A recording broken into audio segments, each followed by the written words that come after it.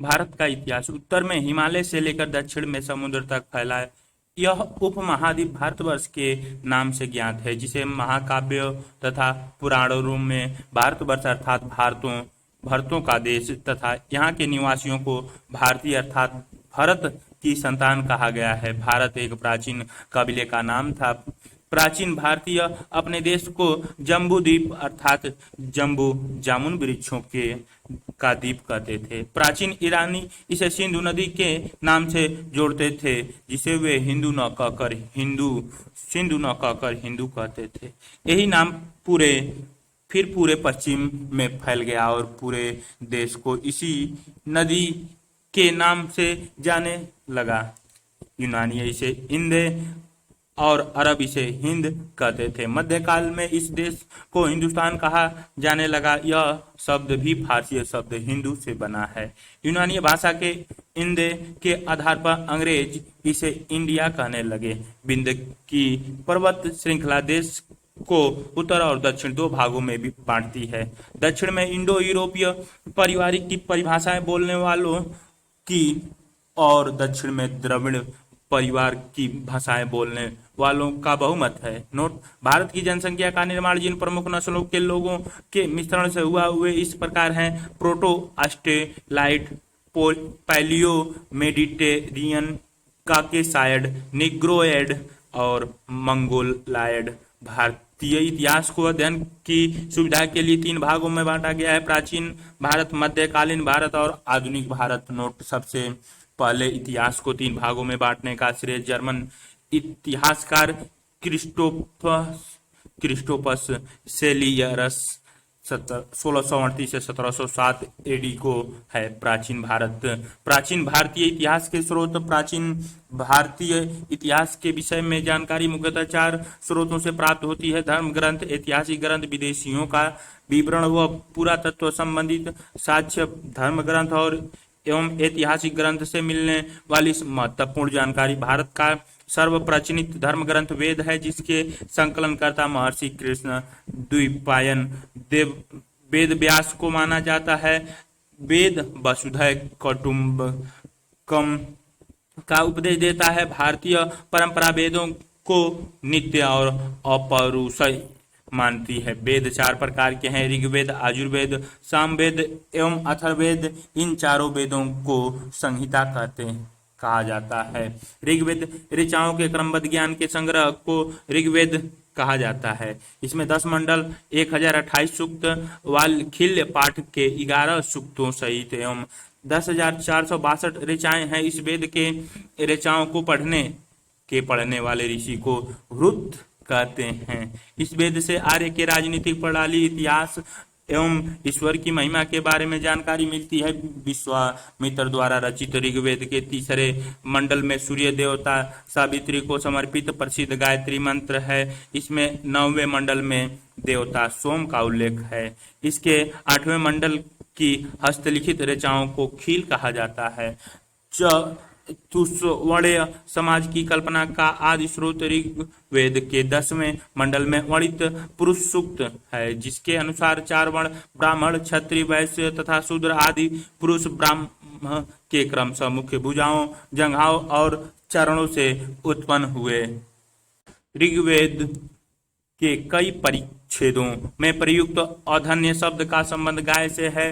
Note: धर्मसूत्र 4 प्रमुख जातियों की स्थितियों, व्यवसायों, दायित्वों, कर्तव्यों तथा विशेषाधिकारों से स्पष्ट विभेद करता है। ईसा पूर्व एवं ईसवी वर्तमान में प्रचलित ग्रेगोरियन कैलेंडर, ईसाई कैलेंडर, जूलियन कैलेंडर ईसाई धर्मगुरु ईसा मसीह के जन्म वर्ष कल्पित पर आधारित है। ईसा मसीह के जन्म के पहले के समय को ईसा पूर्व BC before of the birth of Jesus Christ कहा जाता है। ईसा पूर्व में वर्षों की गिनती उल्टी दिशा में होती है। जैसे महात्मा बुद्ध का जन्म 563 ईसा पूर्व में एवं मृत्यु 483 ईस्वी पूर्व में हुआ, यानी ईसा मसीह के जन्म के 563 वर्ष पूर्व महात्मा बुद्ध का जन्म एवं 483 वर्ष पूर्व मृत्यु हुई। ईसा मसीह की जन्म तिथि से आरंभिक हुआ सन ईस्वी सन कहलाता है। इसके लिए संक्षिप्त में ई लिखा जाता है। ई को लैटिन भाषा के शब्द एडी में भी लिखा जाता है। एडी यानी एनुन डोमिनिन, जिसका शाब्दिक अर्थ है in the year of Lord Jesus Christ.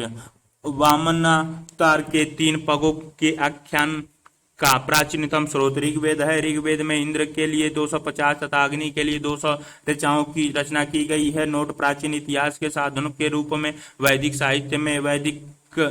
साहित्य में ऋग्वेद के बाद शतपथ ब्राह्मण का स्थान है। यजुर्वेद स्वर पाठ के लिए मंत्रों तथा बलि के समय अनुपालन के लिए नियमों का संलग्न यजुर्वेद कहलाता है। इसके पाठकर्ता को अर्धवायु कहते हैं। यजुर्वेद में यज्ञों के नियम एवं विधि विधान का संकलन मिलता है। इसमें बलिदान विधि का भी वर्णन है। यह एक ऐसा वेद है जो गद्य एवं पद दोनों में है। सामवेद, साम का शाब्दिक अर्थ है गान। इस वेद को मुख्यतः यज्ञों अवसर पर गाए जाने वाले ऋचाओं मंत्रों का संलग्न है। इसके पाठकर्ता को उद्धृत कहते हैं। इसका संकलन ऋग्वेद पर आधारित है। इसमें 1810 सूक्त हैं जो प्रायः ऋग्वेद से लिए गए हैं। इसे भारतीय संगीत का जनक कहा जाता है। नोट: यजुर्वेद तथा सामवेद में किसी भी विशिष्ट ऐतिहासिक घटना का वर्णन नहीं मिलता है। अथर्वा ऋषि द्वारा रचित इस वेद में कुल 731 मंत्र तथा लगभग 6000 पद हैं। इसके कुछ मंत्र ऋग्वैदिक मंत्रों से भी प्राचीनतर है। अथर्ववेद कन्याओं के जन्म की निंदा करता है। ऐतिहासिक दृष्टि से अथर्ववेद का महत्व इस बात में है कि इसमें सामान्य मनुष्यों के विचारों तथा अंधविश्वासों का विवरण मिलता है। पृथ्वी सूक्त अथर्ववेद का प्रतिनिधित्व सूक्त माना जाता है। इसमें मानव जीवन के सभी पक्षों गृह निर्माण, कृषि की उन्नति, व्यापारिक मार्गों का गहन खोज, रोग निवारण, समन्वय, विवाह तथा प्रलय गीतों, राजभक्ति, राजा का चुनाव, बहुत से वनस्पति एवं औषधि, साप, वशीकरण, प्रायश्चित, मातृभूमि, महात्म्य आदि का विवरण दिया गया है। कुछ मंत्रों में जादू टोने का भी वर्णन है। अथर्ववेद में परीक्षित को कुरुओं का राजा कहा गया है तथा कुरु देश की समृद्धि का अच्छा चित्रण मिलता है। इसमें सभा एवं समिति को प्रजापति की 2 पुत्रियां कहा गया है। वेदों की भी कई शाखाएं हैं जो वैदिक अध्ययन और व्याख्या से जुड़े विभिन्न दृष्टिकोणों का प्रतिनिधित्व करती हैं। शाकल शाखा ऋग्वेद से जुड़ी एकमात्र जीवित शाखा है। यजुर्वेद को शुक्ल यजुर्वेद और कृष्ण यजुर्वेद 2 शाखाओं में बांटा गया है। मध्यान्ह और काणव शुक्ल यजुर्वेद अथवा वाजसेन्य संहिता की शाखाएं हैं। कृष्ण यजुर्वेद से जुड़ी शाखाएं काष्ठक, काष्ठिकल, मैत्रियण और तैत्तिरीय हैं। कौथुम, राणयन एवं जैमिनियन या तलवारकार समवेद की शाखा है। अथर्ववेद की शाखाएं सैनिक और पंपलाद हैं। नोट: सबसे प्राचीन वेद ऋग्वेद और सबसे बाद का वेद अथर्ववेद है। ब्राह्मण, आरण्यक और उपनिषद। संहिता के पश्चात ब्राह्मण, आरण्यकों और उपनिषदों का स्थान है। इनसे उत्तर वैदिक कालीन समाज एवं संस्कृति के विषय में जानकारी प्राप्त होती है। ब्राह्मण ग्रंथ वैदिक संहिता की व्याख्या करने के लिए गद्य में लिखे गए हैं। प्रत्येक संहिता के लिए अलग अलग ब्राह्मण ग्रंथ हैं जिसे नीचे सारणी में दिए गए हैं। वेद ब्राह्मण ग्रंथ ऋग्वेद के लिए ऐतरेय तथा कौशिकी, यजुर्वेद तैत्तिरीय तथा शतपथ, सामवेद पंचविंश, अथर्ववेद गोपथ। इन ब्राह्मण ग्रंथों से हमें परीक्षित के बाद और बिंबिसार के पूर्व की घटनाओं का ज्ञान प्राप्त होता है। ऐतरेय में राज्याभिषेक के नियम एवं कुछ प्राचीन राजाओं के नाम दिए गए हैं। शतपथ में गंधार, शैल्य, कैकेय, कुरुच, पंचाल, कौशल, विदेह आदि राजाओं का उल्लेख मिलता है। वैदिक साहित्य में ऋग्वेद के बाद शतपथ ब्राह्मण का स्थान है। आरण्य में यज्ञ से जुड़े कर्म कांडों कर्मकांडों की दार्शनिक और प्रतीकात्मक अभिव्यक्ति है। उपनिषदों की संख्या 108 है, जिनमें 13 को मूलभूत उपनिषद की श्रेणी में रखा गया है। इसमें यज्ञ से जुड़े दार्शनिक विचार, शारीरिक ब्रह्मांड, आत्मा तथा ब्रह्म की व्याख्या की गई है। स्त्री की सर्वाधिक गिरी हुई स्थिति मैत्रेयी संहिता से प्राप्त होती है, जिसमें जुआ और शराब की भांति स्त्री को पुरुष का तीसरा मुख्य दोष बताया गया है। शतपथ ब्राह्मण में स्त्री को पुरुष की अर्धांगिनी कहा गया है। जबलोपनिषद में 4 आश्रयों का उल्लेख मिलता है। स्मृति ग्रंथों में सबसे प्राचीन एवं प्रामाणिक मनु स्मृति मानी जाती है। यह शुंग काल का मानक ग्रंथ है। नारद स्मृति गुप्त युग के विषय में जानकारी प्रदान करता है। वेदांग एवं सूत्र, वेदों की भली भांति समझने के लिए 6 वेदांगों की रचना हुई है। ये है शिक्षा, शुद्ध उच्चारण शास्त्र, कल्प, कर्मकांडीय विधि, निरुक्त शब्दों की व्युत्पत्ति का शास्त्र, व्याकरण, छंद एवं ज्योतिषी। वैदिक साहित्य को अक्षुण्ण बनाए रखने के लिए सूत्र साहित्य का प्रणयन किया गया है। स्रोत गृह और धर्म सूत्रों के अध्ययन से हमें यज्ञीय विधि विधानों, कर्मकांडों तथा राजनीतिक विधि एवं व्यवहारों से संबंधित महत्वपूर्ण बात ज्ञात करते हैं। प्रमुख सूत्रकारों में गौतम, बुद्धयान, अपस्तंभ, वशिष्ठ आदि के नाम विशेष रूप से उल्लेखनीय है। सूत्रों में गौतम धर्म सूत्र सबसे प्राचीन माना गया है। पुराण, भारतीय ऐतिहासिक कथाओं का सबसे अच्छा क्रमबद्ध विवरण पुराणों में मिलता है। इसके रचयिता लोमहर्ष अथवा इनके पुत्र उग्रश्रवा माने जाते हैं। उनकी संख्या 18 है, जिनमें से केवल 5 मत्स्य, वायु, विष्णु, ब्राह्मण एवं भागवत में ही राजाओं की वंशावली पाई जाती है। पुराण संबंधित वंश विष्णु पुराण, मौर्य वंश से मत्स्य पुराण, आंध्र सातवाहनों से वायु पुराण, गुप्त वंश से नोट पुराणों में मत्स्य पुराण सबसे प्राचीन और प्रामाणिक है। अधिकतर पुराण सरल स्वीकृति श्लोक में लिखे गए हैं। स्त्रियां तथा शूद्र जिन्हें वेद पढ़ने की अनुमति नहीं थी, वो भी पुराण सुन सकते थे। पुराणों का पाठ पुजारी मंदिरों में किया करते थे। सामाजिक एवं सांस्कृतिक दृष्टि से अग्नि पुराण का काफी महत्व है, जिसमें राजतंत्र के साथ साथ कृषि संबंधी विवरण भी दिया गया है। बौद्ध, जैन एवं अन्य साहित्य जातक में बुद्ध की पूर्व जन्म की कहानी वर्णित है। हीनयान का प्रमुख ग्रंथ कथा वस्तु है, जिसमें महात्मा बुद्ध का जीवन चरित्र अनेक कथानायकों के साथ वर्णित है। जैन साहित्य का आगम कहा जाता है। जैन धर्म का प्रारंभिक इतिहास कल्पसूत्र से ज्ञात होता है। जैन ग्रंथ भागवती सूत्र में महावीर के जीवन कृत्यों तथा अन्य समकालिकों के साथ इनके संबंधों का विवरण मिलता है। अर्थशास्त्र में लेखक चाणक्य, कौटिल्य या विष्णुगुप्त हैं। यह 15 अधिकरणों एवं 180 प्रकरणों में विभाजित है। इसमें मौर्यकालीन इतिहास की जानकारी प्राप्त होती है। अनुवादक शाम शास्त्री सांस्कृतिक साहित्य में ऐतिहासिक घटनाओं को क्रमबद्ध लिखने का सर्वप्रथम प्रयास कल्हण के द्वारा किया गया था। कल्हण द्वारा रचित पुस्तक राजतंत्रिणी राजाओं की नदी है। इस ग्रंथ में 8 सर्ग हैं, जिन्हें तरंगों की संज्ञा दी गई है। इसमें प्रारंभ से लेकर 12वीं सदी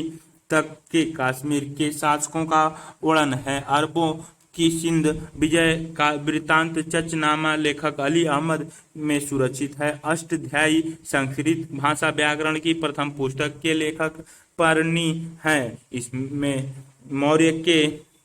इससे मौर्य के पहले का इतिहास तथा मौर्य युगनी राजनीतिक अवस्था की जानकारी प्राप्त होती है। नोट, अष्टाध्यायी में पहली बार लिपि शब्द का प्रयोग हुआ है। कात्यायन की गर्गी संहिता एक ज्योतिष ग्रंथ है, फिर भी इसमें भारत पर होने वाले यवन आक्रमण का उल्लेख मिलता है। पतंजलि पुष्पमित्र शुंग के पुरोहित थे। इनके महाभाष्य से शुंगों के इतिहास का पता चलता है। विदेशी यात्रियों से मिलने वाले प्रमुख जानकारी यूनानी और रोमन लेखक टेसियस, यह ईरान का राजवैद्य था। भारत के संबंध में इसका विवरण आश्चर्यजनक कहानियों से परिपूर्ण होने के कारण अविश्वसनीय है।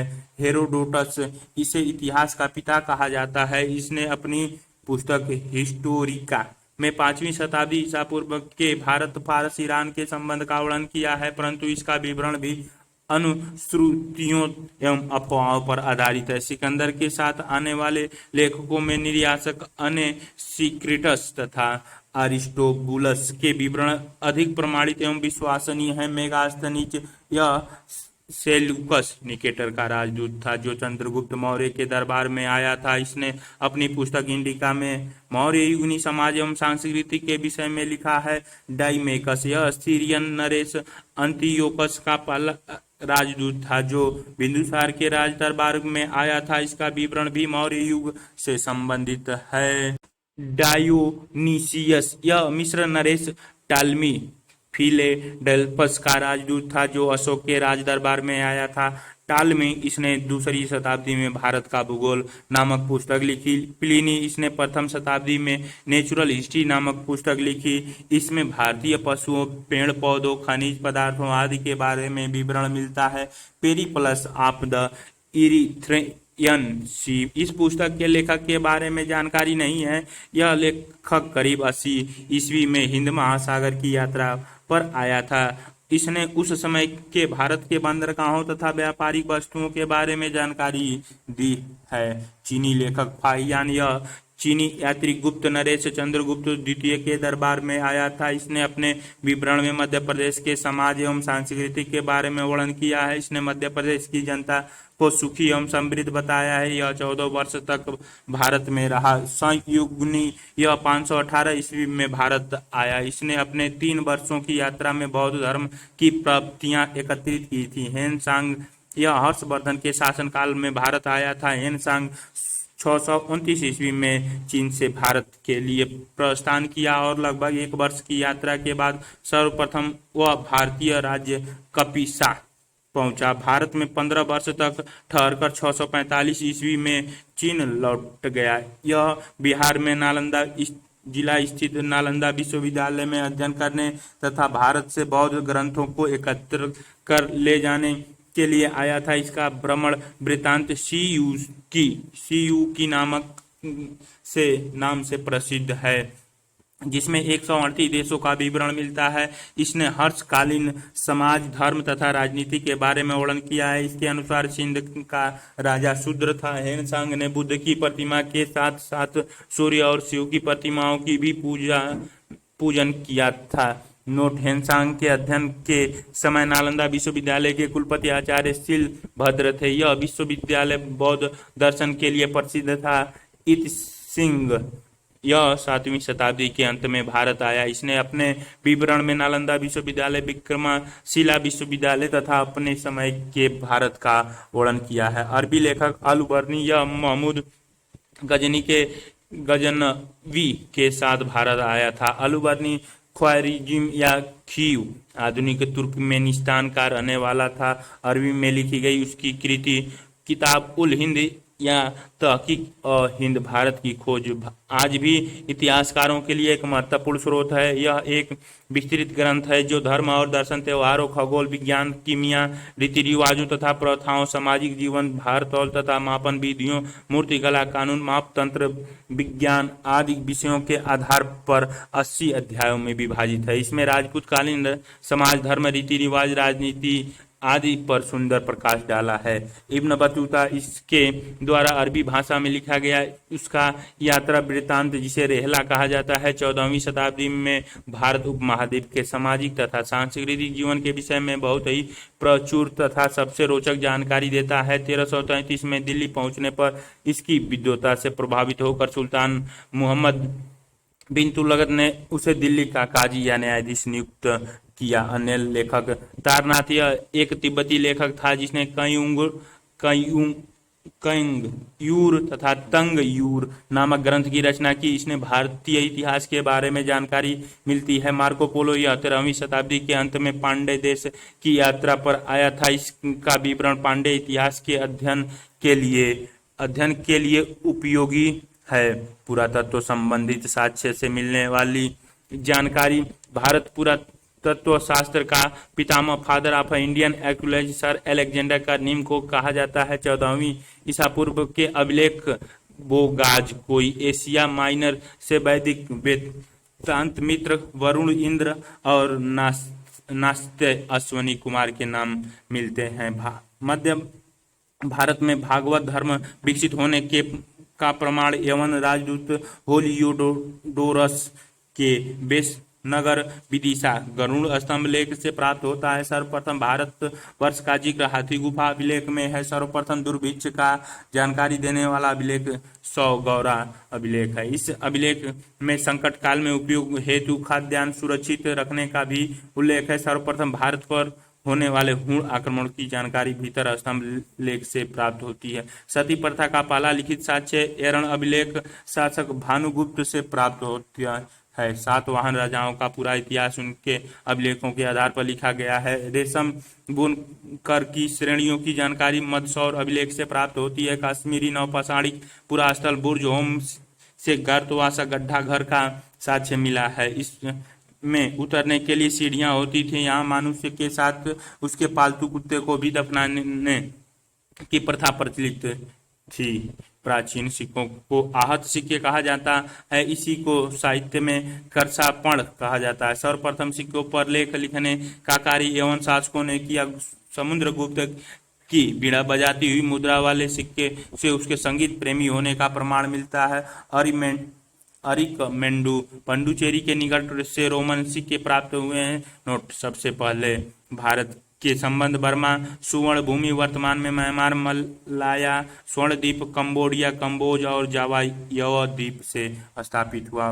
महत्वपूर्ण अभिलेख शक हाथी गुफा अभिलेख, तिथि रहित अभिलेख कालिंग राजा खारवेल, जूनागढ़ गिरनार अभिलेख, रुद्र दामन नासिक अभिलेख, गौतमी बलश्री प्रयाग स्तंभ लेख, समुद्रगुप्त एहोल अभिलेख, पुलकेशिन द्वितीय मंदसौर अभिलेख, मालवा नरेश यशो वर्मन, ग्वालियर अभिलेख, प्रतिहार नरेश भोज भीतरी एवं जूनागढ़ अभिलेख, स्कंद गुप्त देव पाड़ा अभिलेख, बंगाल शासक विजय सेन। नोट: अभिलेखों का अध्ययन इपिग्राफी कहलाती है। उत्तर भारत के मंदिरों की कला की शैली नागर शैली और दक्षिण भारत के मंदिरों की कला शैली द्रविड़ शैली कहलाती है। दक्षिण पथ के मंदिरों के निर्माण में नागर एवं द्रविड़ दोनों शैलियों का प्रभाव पड़ा, अतः यह वेसर शैली कहलाती है। पंचायतन शब्द मंदिर रचना शैली से संबंधित है।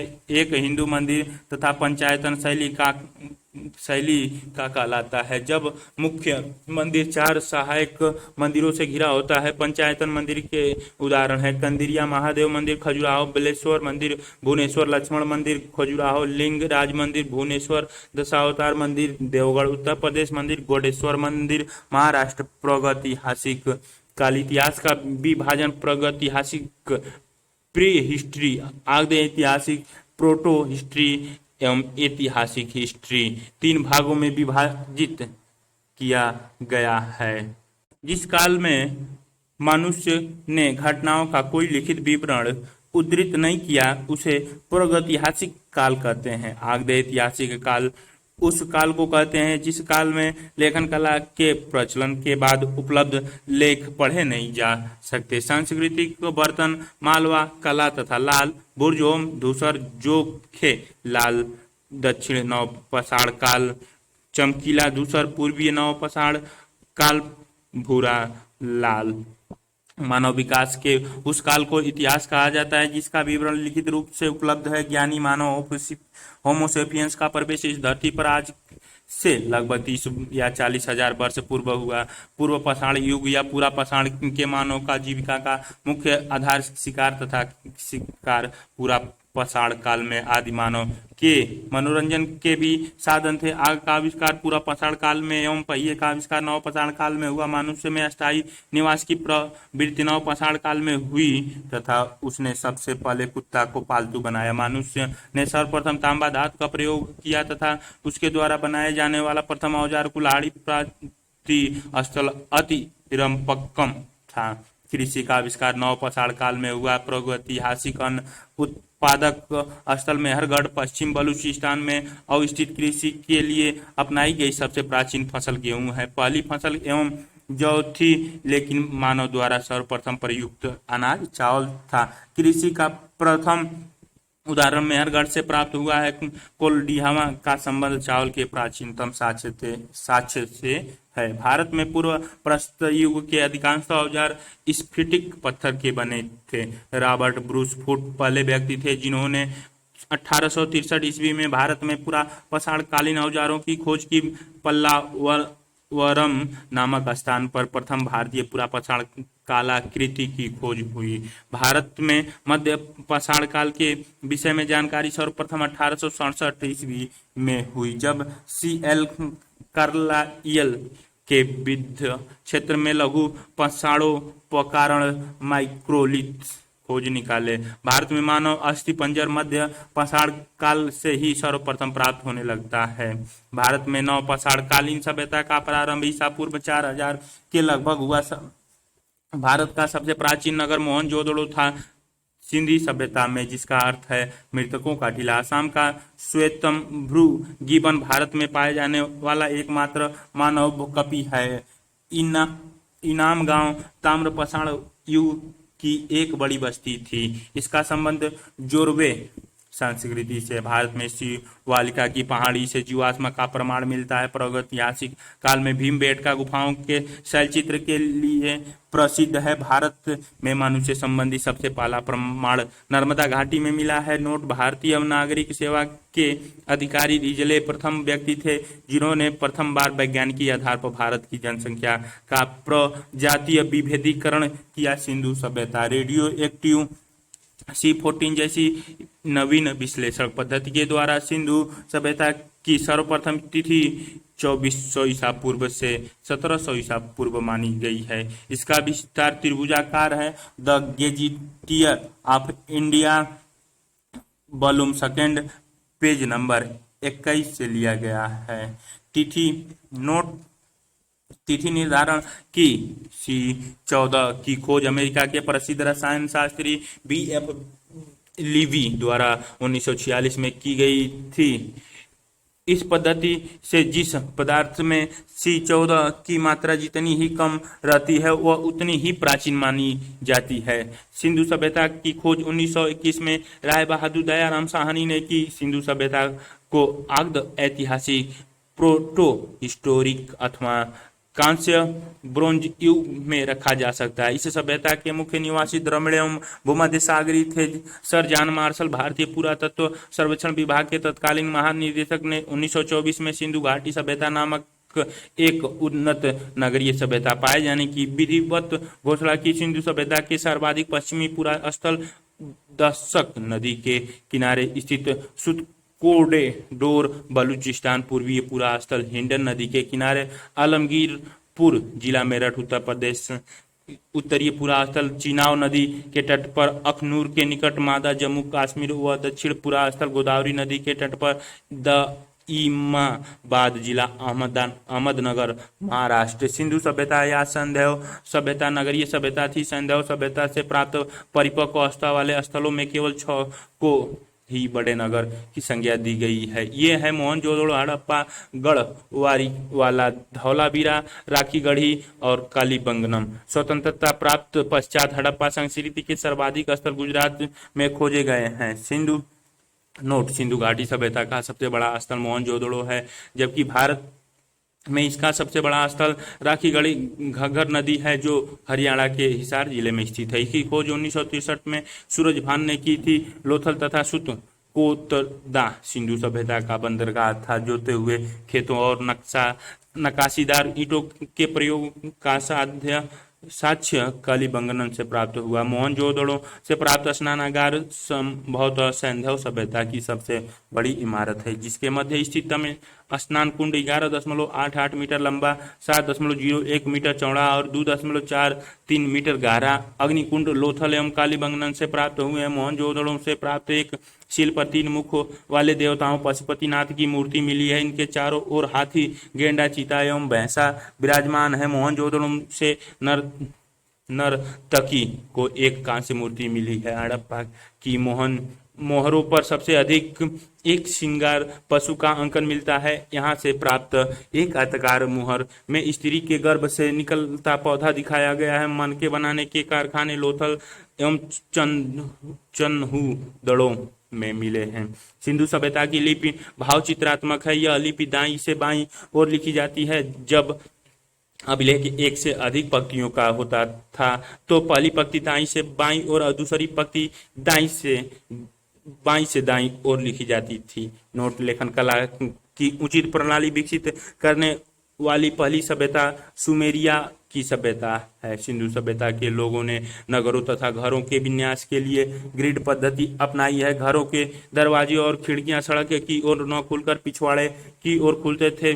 केवल लोथल नगर के घरों के दरवाजे मुख्य सड़क की ओर खुलते थे। सिंधु सभ्यता में मुख्य फसल थी गेहूं और जौ। संध्यावासी मिठास के लिए शहद का उपयोग करते थे।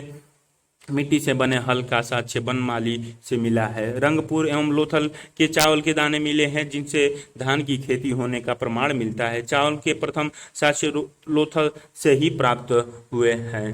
सिंधु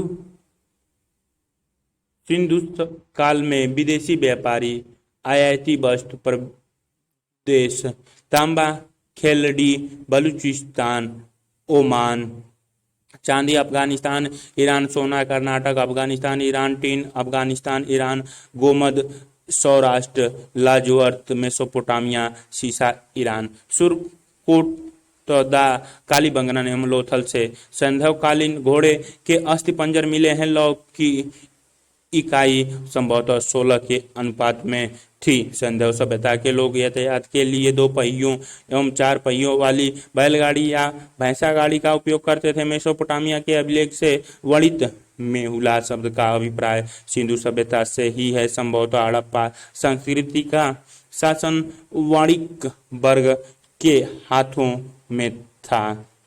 संध्या सभ्यता के प्रमुख स्थल नदी उत्खनन एवं वर्तमान स्थिति। प्रमुख स्थल हड़प्पा, रावी नदी, पाकिस्तान के पंजाब प्रांत का साहिवाल जिला। उत्खनन दयाराम साहनी 1921, माधो स्वरूपवास 1926, व्हीलर 1946। मोहनजोदड़ो सिंधु पाकिस्तान के सिंध प्रांत का लरकाना जिला। रखलदास बनर्जी 1922, मैके 1927, व्हीलर 1930।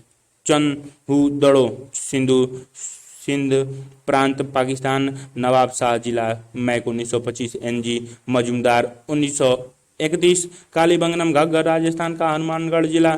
अलमनंदा घोष 1991, बीपी लाल एवं बीके थापर 1961। कोटदीजी सिंधु प्रांत का खैरपुर स्थान। फजल अहमद 1953। रंगपुर मंदार गुजरात का काठियावाड़ जिला। रंगनाथ 1953 से 54 तक। रोपण सतलज पंजाब का रोपण जिला। यज्ञ दत्त शर्मा 1953 से 56। लोथल भोगवा गुजरात का अहमदाबाद जिला। रंगनाथ राव 1954। आलमगीरपुर हिंडन उत्तर प्रदेश का मेरठ जिला। यज्ञ दत्त शर्मा 1958। सुत को काडोडोर दशक पाकिस्तान का मकराना के समुद्र तट के किनारे। Early Stalin 1927। बनमाली रंगोई हरियाणा का हिसार जिला। रविंद्र सिंह बिष्ट 1974। धौलावीरा लूना गुजरात के कच्छ जिला। जेपी जोशी 1967 से 1968। रविंद्र सिंह बिष्ट 1990 से 91।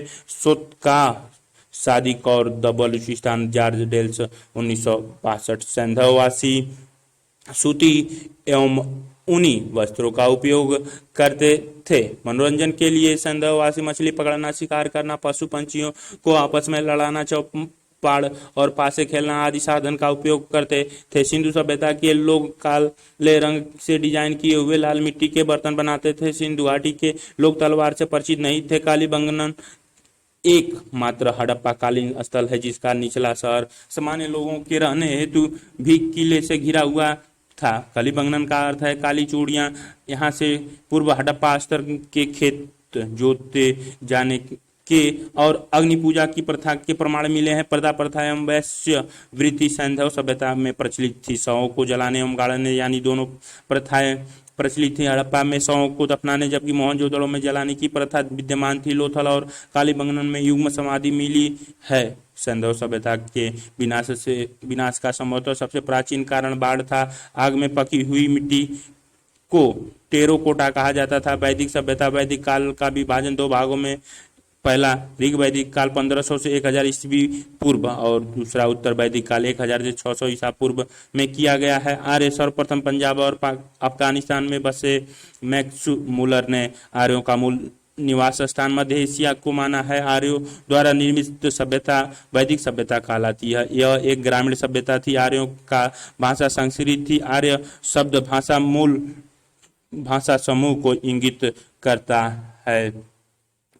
पिग पिग पिगगट ने हड़प्पा एवं मोहनजोदड़ो को एक विस्तृत साम्राज्य की जुड़वा राजधानी कहा है। सिंधु सभ्यता के लोग धरती को उर्वरा की देवी मानकर उसकी पूजा किया करते थे। वृक्ष पूजा एवं शिव पूजा के प्रचलन के साक्ष्य भी सिंधु सभ्यता से मिलते हैं। स्वस्तिक चिन्ह संभवतः हड़प्पा सभ्यता की देन है। इस चिन्ह से सूर्य उपासना का अनुमान लगाया जाता है। सिंधु घाटी के नगरों में किसी भी मंदिर के अवशेष नहीं मिले हैं। सिंधु सभ्यता में मातृ देवी का उपासना सर्वाधिक प्रचलित थी। पशुओं में कुवड़ वाला सांड इस सभ्यता के लोगों के लिए विशेष पूजनीय था। स्त्री मूर्तियां, मिट्टी की मूर्तियां अधिक मिलने से ऐसा अनुमान लगाया जाता है कि संदेह समाज मातृसत्तात्मक था। आर्यों के प्रशासनिक इकाई आरोही क्रम से इन 5 भागों में बटा था। कुल ग्राम 20 जन, राष्ट्र ग्राम का मुखिया, ग्रामीण 20 का प्रधान, 20 पति और जन के शासक राजन कहलाते थे। राज्य अधिकारियों में पुरोहित एवं सेनानी प्रमुख थे। वशिष्ठ रूढ़िवादी एवं विश्वामित्र उदार पुरोहित थे। सूत्र रथकार एवं कम्मादी नामक अधिकारी रत्नी कहे जाते थे। इनकी संख्या राजा सहित करीब 12 हुआ करती थी। पूरब दुर्गपति एवं स्पष्ट जनता की गतिविधियों को देखने वाले गुप्तचर होते थे। दिशा उत्तर वैदिक शब्द, राजा का नाम पूर्व प्राची सम्राट, पश्चिम प्रतीचि, स्वराष्ट्र, उत्तर उदीची विराट, मध्य राजा, दक्षिण भोज। वज्रपति गोचर भूमि का अधिकार होता था। उग्र अपराधियों को पकड़ने का कार्य करता था। ऋग्वैदिक नोट, ऋग्वेद में किसी तरह के न्यायाधिकारी का उल्लेख नहीं है। सभा एवं समिति राजा का सलाह देने वाली संस्था थी। सभा श्रेष्ठ एवं संभ्रांत लोगों की संस्था थी, जबकि समिति सामान्य जनता का प्रतिनिधित्व करती थी। इसके अध्यक्ष को ईशान कहा जाता था। स्त्रियां सभा एवं समिति में भाग ले सकती थीं। युद्ध में कबीले का नेतृत्व राजा करता था। युद्ध के लिए गविष्ट शब्द का प्रयोग किया गया है, जिसका अर्थ है गायों की खोज। 10 राज्य युद्ध का उल्लेख ऋग्वेद के 7वें मंडल में है। यह युद्ध परुषाणी रावी नदी के तट पर सुदास एवं 10 जनों के बीच लड़ा गया, जिसमें सुदास विजयी हुआ। ऋग्वैदिक समाज 4 वर्णों में विभक्त था। ये वर्ण थे ब्राह्मण, क्षत्रिय, वैश्य और शूद्र। यह विभाजन व्यवसाय पर आधारित था। ऋग्वेद के 10वें मंडल में पुरुष सूक्त के चतुर्थ वर्णों में उल्लेख मिलता है। उपनिषद की कुल संख्या 108 है। महापुराणों की संख्या 18 है। वेदांग की संख्या 6 है।